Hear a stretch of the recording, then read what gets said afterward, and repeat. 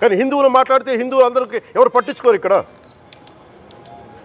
మా వేదన ఉండదా? మౌనంగా ఉన్నామంటే బాధ లేదనా? కోపం రాదనా? ఈ రోజుకి కూర్చొని చూడండి ఏం మాట్లాడుతున్నారో వాళ్ళు. ఆయన వాళ్ళ లాయర్ అంట, ఆయన ఎవరు ఏజీపీ అంట, పొన్నవోలు సుధాకర్ రెడ్డి గారు తిరుమల లడ్డుపై ఢిల్లీలో చేసిన కామెంట్ నా దృష్టికి తీసుకొచ్చారు. ఇలాంటి సెన్సిటివ్ సమయాల్లో ఎయిదర్ మౌనం మంచిది, మౌనం దాటి పొగరుగా మాట్లాడటం, నన్ను పచ్చి బూతులు తిట్టినా, నన్ను వక్రీకరించినా, నన్ను రోడ్డు మీదకి లాగిన నేను ఎప్పుడు మౌనంగానే ఉన్నా. కానీ వైసీపీని నాయకులు విమర్శించే నాయకులు ప్రత్యేకంగా చెప్తున్నాం, సనాతన ధర్మాన్ని జోలికి రాకండి. తప్పు జరిగితే తప్పు జరిగిందని ఒప్పుకోండి, లేదా మాకు సంబంధం లేదని చెప్పండి. అంతేగాని మళ్ళీ అడ్డగోలుగా మాట్లాడితే ఎవ్వరం క్షమించం. ఇక్కడ మీరు కూడా హిందువులే, పొన్నవోలు సుధాకర్ రెడ్డి గారు మీరు హిందువులే. నోటికొచ్చినట్టు మాట్లాడకండి.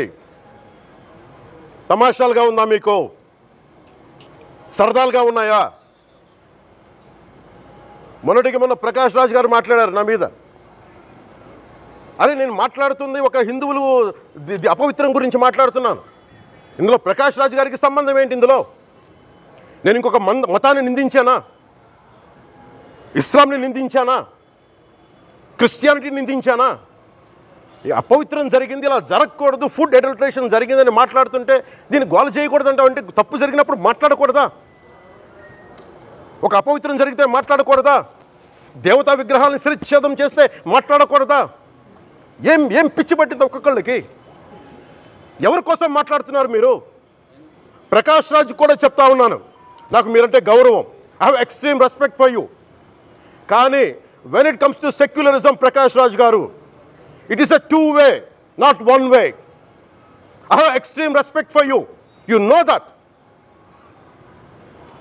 మీరు secularism is always two way, it is not one way. హిందువుల మీద దాడి జరిగినప్పుడల్లా వచ్చి మాట్లాడటం తప్ప, అన్య మతాల మీద జరిగితే నేను కూర్చొని ఇంతమంది కౌలు రైతులకు ఇచ్చాను, ఎంతమంది ముస్లిం ఇస్లాం రైతాంగానికి ఇచ్చాను నేను. ఇదే ఎన్ని మద్రాసాలకి డబ్బులు ఇచ్చాను నేను, 25 లక్షలు 30 లక్షలు ఇచ్చాను, ఇచ్చినవాడిని నేను. నాకు అన్యమతం ఇస్లాం మీద గౌరవం ఉన్నవాడిని, క్రిస్టియానిటీ మీద గౌరవం ఉన్నవాడిని, చిన్నప్పటి నుంచి కూర్చొని మిషనరీ స్కూల్లో చదువుకున్నవాడిని. నా టీచర్ చెప్పిన సూక్తి, తను తగ్గించుకున్నవాడు హెచ్చింపబడిని చెప్పి బైబుల్ సూక్తిని ప్రతిసారి కోట్ చేస్తూనే ఉంటాను. ఇది నా గౌరవం, ఇది నేను చూపించే గౌరవం. మీరు మాట్లాడితే కూర్చొని నేను పాటించే ధర్మానికి అపవిత్రం జరిగినప్పుడు నేను మాట్లాడకూడదు, మౌనంగా ఉండాలి. సెక్యులరిజంకి విఘాతం అంటే ఏంటి? సెక్యులరిజంకి విఘాతం? నా ఇంటి మీద దాడి జరిగినప్పుడు నేను మాట్లాడకూడదా? నా ఇల్లు 10 మందికి ఆశ్రయం ఇస్తుంది. నా సనాతన ధర్మం అన్ని ధర్మాలకి ఆశ్రయం అయితే దానికి దాడి జరిగినప్పుడు, దాని మీద అపవిత్రం జరిగినప్పుడు దానికి కూడా మాట్లాడకూడదంటే ఏం మాట్లాడాలి మీతోటి? ప్రకాష్ రాజ్ గారు, you have to learn your lessons. I respect you. It's not just Prakash Raj Garu, all the people who thinks in the name of secularism, you're going haywire. Let me tell you guys, we are extremely hurt.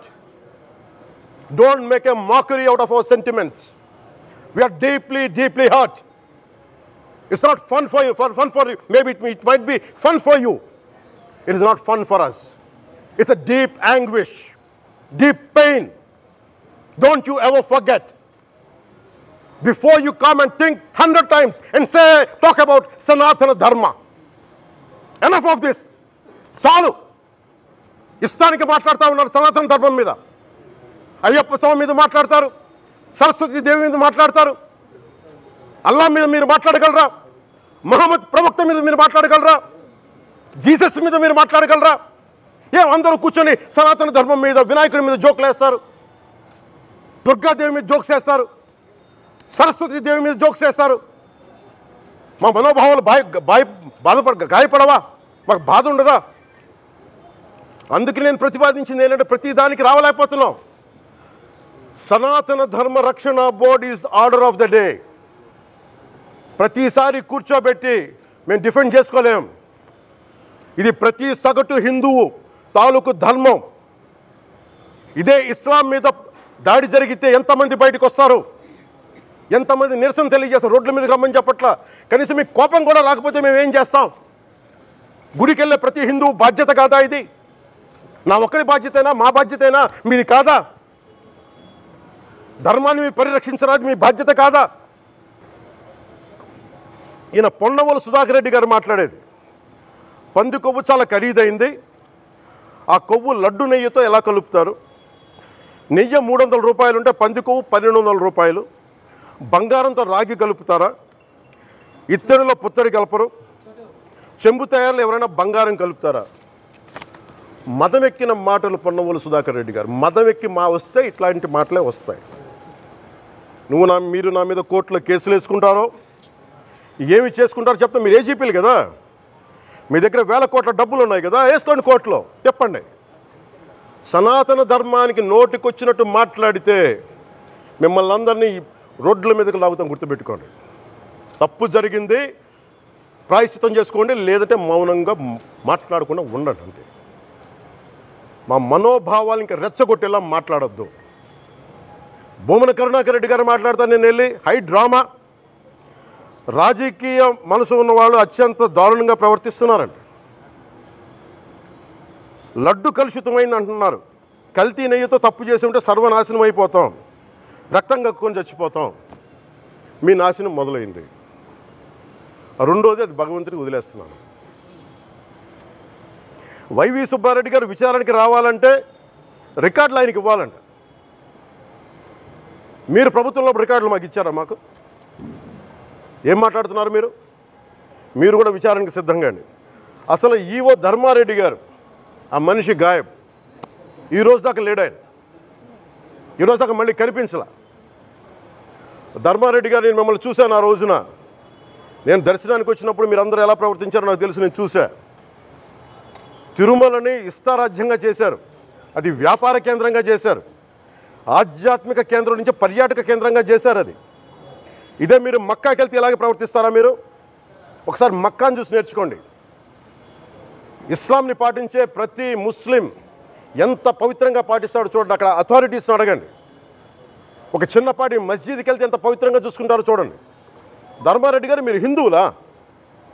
మీ ఇష్టానికి మీరు చేసేసుకుంటారా?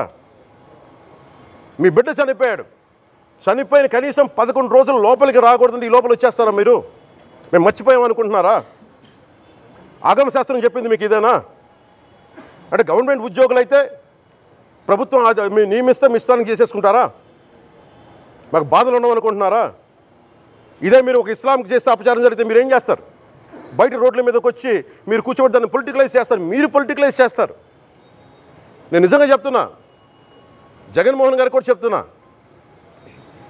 మీరే కనుక, నేనే కనుక సనాతన ధర్మం మీద పోరాటం చేయాలని నన్ను ఆపేవాళ్ళు ఎవరు లేరు ఈ దేశంలో, గుర్తుపెట్టుకోండి. నేను కనుక సనాతన ధర్మం కోసం నేను పోరాటం చేస్తే చచ్చిపోవడానికి సిద్ధం నేను. కానీ నేను అక్కడి దాకా తీసుకెళ్ళిన విషయాలు, దానికి నిదర్శనమే రాముల వారి విగ్రహం శిరిచ్ఛేదం జరిగినప్పుడు ఒక్క మాట మాట్లాడకుండా చెప్పి కూర్చున్నాను. ఆ తెలివితేట లేక మీ ప్రభుత్వాన్ని కిందకి తీసుకొచ్చి అధాపాతాలను తొక్కిన మేము మాకు శక్తి లేదనుకుంటున్నావా? ఉండవనుకుంటున్నావా? కానీ మేము సమాజాన్ని కలిపి ఉంచాలని వ్యక్తులం తప్ప విడగొట్టాలని వ్యక్తులం కాదు మేము, గుర్తుపెట్టుకోండి. అలాగే ఈరోజు నుంచి ప్రజలందరికీ కూడా చెప్తున్నా, అన్ని మతాలని మేము గౌరవించేది ఈ నేల. ఒక జనసేన పార్టీ అని కాదు, తెలుగుదేశం పార్టీ అని కాదు. మీరు ఏ పార్టీలకు సంబంధించిన వైసీపీలో ఉన్న హిందువులందరూ ఏం చేస్తున్నారు? మీరందరూ పోటీ పడ్డారు కదా తిరుమలకి వెళ్ళటానికి. మీరు మర్చిపోయారు, ఇందులో ఈ పాపం మీకు కూడా వస్తుంది, ఈ పాపం మీకు కూడా తగులుద్ది. మీ మౌనం కూడా మొత్తం జాగ్రత్త, తరాలు నాశనం అయిపోతాయి. మీ మౌనం మంచిది కాదు. ఇది ఒక వెంకటేశ్వరుడికి జరిగింది కాదు, భగవంతుడికి, నిరాకారుడు, ఆయనకి ఇవేం పట్టవు. మనం నమ్ముకొని ఆయనకి వెళ్తున్నాం, అది మనకి బాధ్యత. ఇది ఇంకా ప్రతి ఒక్కరు దీన్ని గుర్తుపెట్టుకోండి. చేతులెత్తి వేడుకుంటున్నాను. సగటు హిందూ మీరు సినిమా టికెట్లకు వెళ్ళిపోతారు, అభిమానులు అందరూ. మీరెవరు హిందువులు లేరా? సినిమా టికెట్ల కోసం చించుకుంటారు. సినిమాని మీరు కూర్చోడానికి మీరు మొత్తం మాట్లాడతారు. అందరిని అడుగుతున్నా, మొత్తం భారతదేశపు యావత్తు ఉన్న సినిమా అభిమానులను అడుగుతున్నా, మీరందరూ హిందువులే కదా, అత్యధికులు హిందువులే కదా.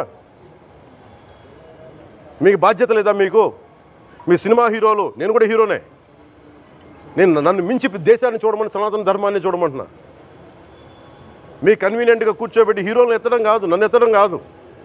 ధర్మం విఘాతం కలిగినప్పుడు ధర్మానికి మీరు మాట్లాడటం మీ బాధ్యత. నా తరం మేము కష్టపడుతున్నాం, ముందుకు వచ్చాం. ఎవరి కోసం పడుతున్నాం ఈ కష్టాలు? మాకు సరదా కాదు.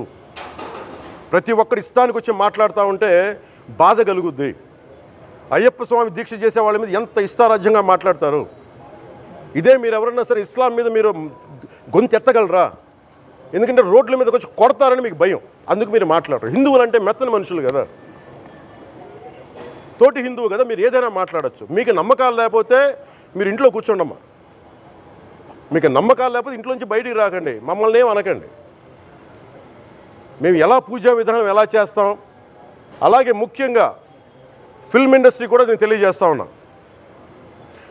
దీని మీద మీరు మాట్లాడితే మద్దతుగా మాట్లాడండి, లేదంటే మౌనంగా కూర్చోండి. అంతేగాని మీ మాధ్యమాల ద్వారా అపహాస్యం చేస్తే మటుకు ప్రజలు మిమ్మల్ని ఎవరు క్షమించరు. ఎందుకంటే చాలా డీప్ పెయిన్ ఇది.